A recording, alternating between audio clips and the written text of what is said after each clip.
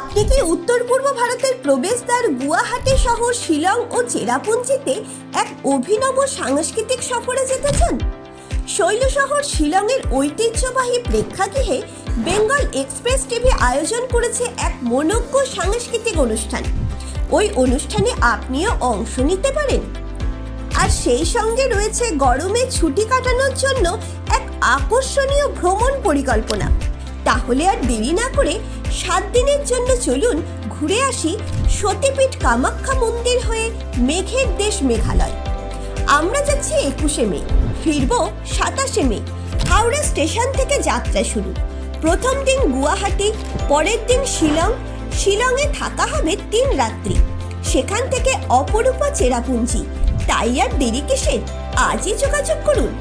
আমাদের মোবাইল নম্বর 9163 639 274।